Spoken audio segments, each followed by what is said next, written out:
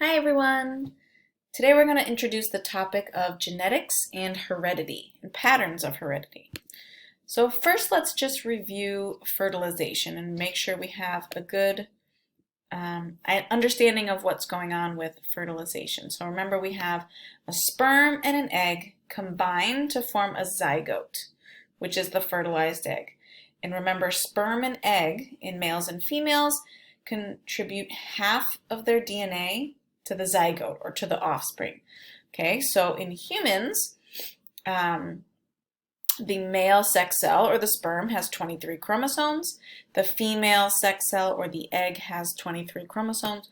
When those cells come together, they combine their chromosomes and form a zygote. So this is what's going to turn into the offspring, and this has a diploid number of chromosomes, which is 46.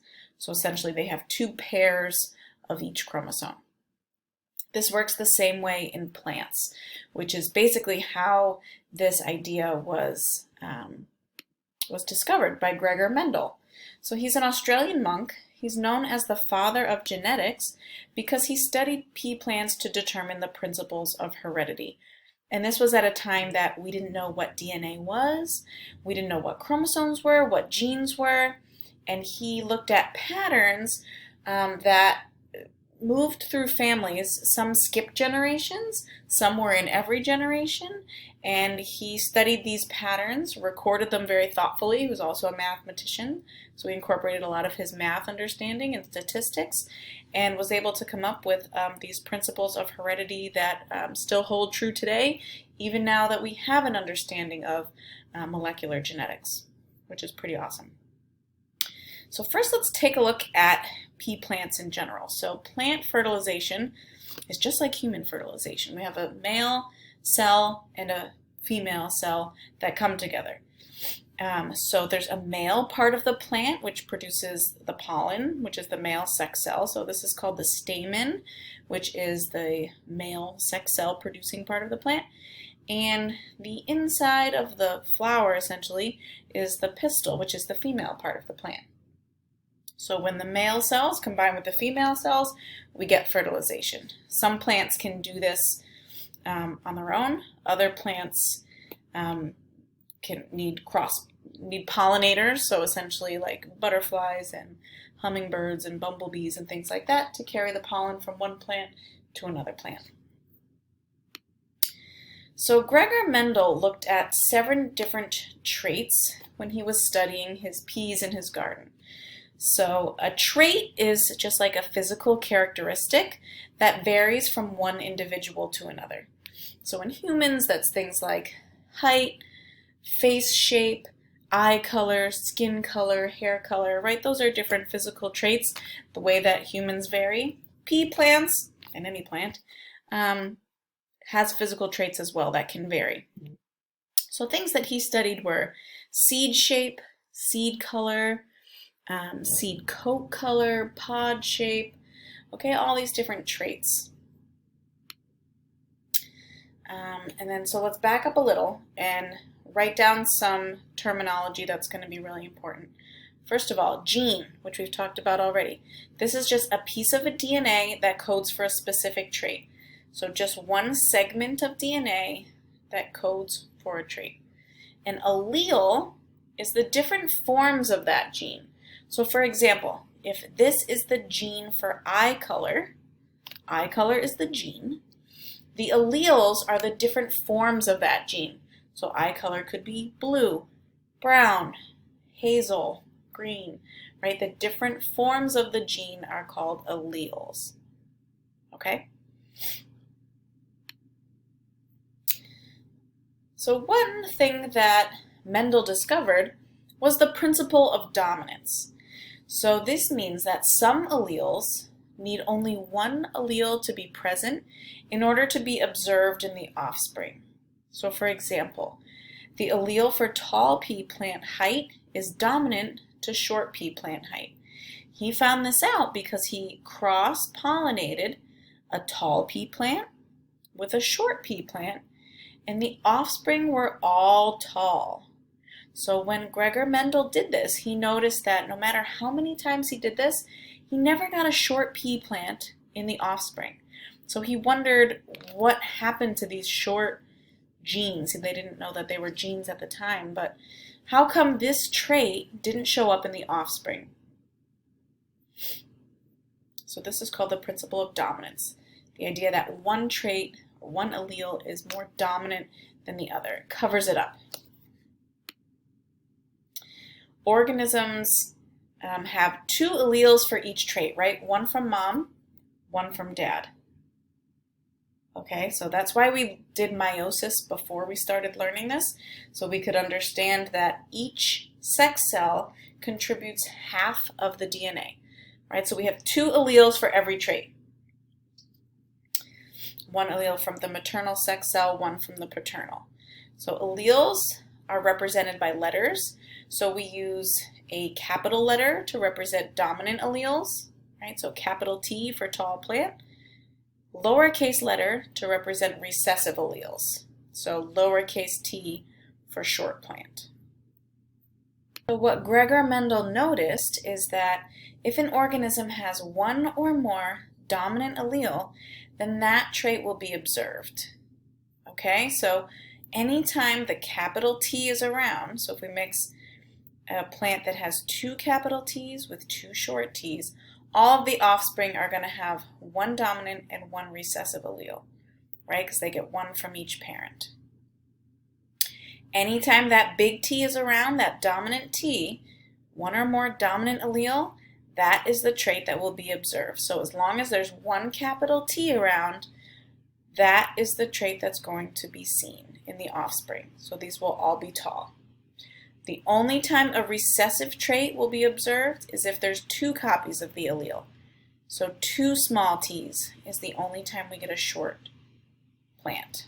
So that's why when we crossed these two organisms, all of the offspring were tall, because that one tall t was present. Okay, so before we move on, let's talk about some more important vocabulary words. Genotype and phenotype. The genotype, if you think genes, right? Genotype and genes. This is our genetic makeup. So your allele combinations. So for example, big T, big T, big T, small t, small t, small t.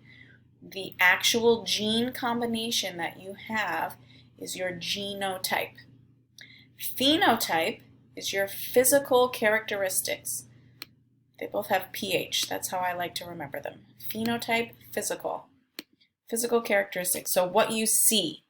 So for example, tall or short, right? The actual trait that you're seeing. Okay, now I know Punnett squares are everybody's favorite because you remember them from middle school and they're easy. So let's talk about them. A Punnett square is a diagram that's used to predict and compare possible outcomes that could result from a cross. So essentially, we're crossing the father's alleles with the mother's alleles and predicting what the chances are that the offspring will have a particular trait.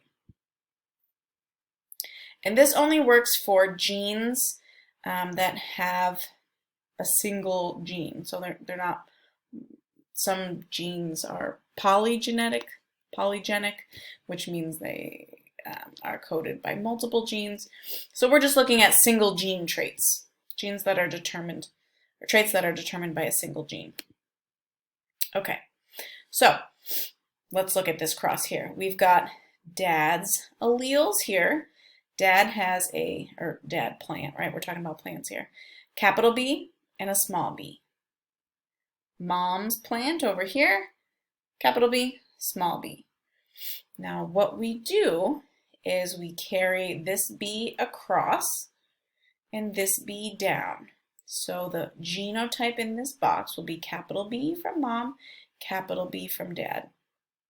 Same thing here, we get capital B from mom, lowercase b from dad. Okay, so the genotype is capital B, small b. The phenotype is purple, because the purple is dominant. Does that kind of make sense? You with me a little bit? let's just talk about where these bees are coming from. Throw back to last week when we talked about meiosis, right? In every sex cell, we're getting one set of chromosomes, one set of genes, right? So that when those genes come together, we get a full organism that has one from parent A, one from parent B. So remember those homologous chromosomes that paired up in meiosis 1, right? So we have 2 chromosomes for chromosome 1. Those kind of formed that tetrad, they exchanged some genes, and then they split apart. And then when we made the sex cells, each sex cell had one of each of those. Okay, so we are making a prediction of what are the chances that that sperm or egg had a capital T or a lowercase t, depending on how meiosis happened. Okay, so again, let's see what that looks like.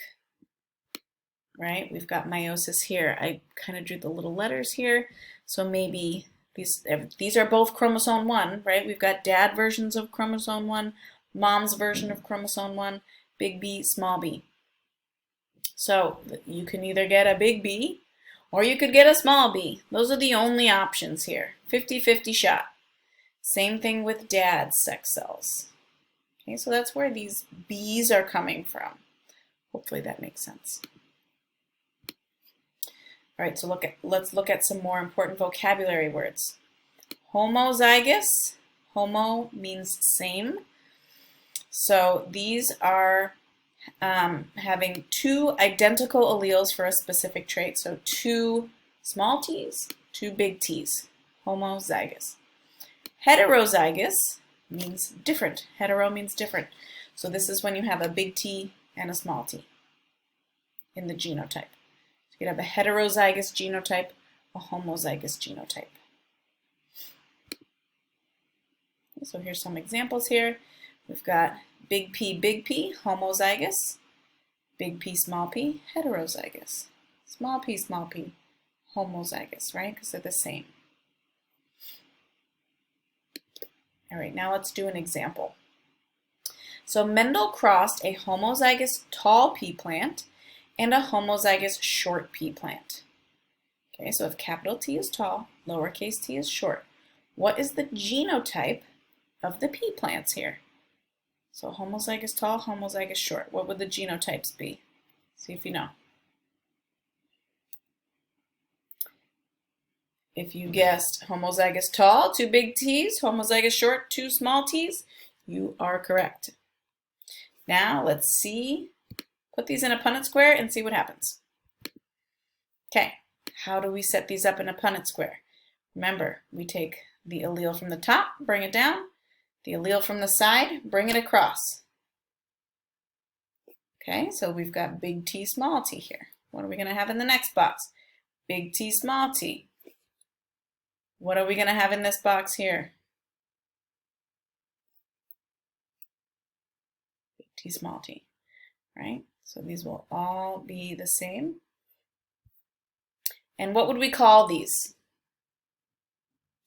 We would call these heterozygous genotypes because they each have 2 different alleles. They would all be tall because the dominant allele is present. So that would be the one that we've seen. So there is a 100% chance that all of these offspring will be tall. We will not get any short plants in this first generation. Let's try another example. What would the genotypes be of 2 pea plants that are heterozygous? Big T, small t. Okay, so if we cross 2 heterozygous pea plants, give this a try. What's the percent chance that we'll have a short pea plant?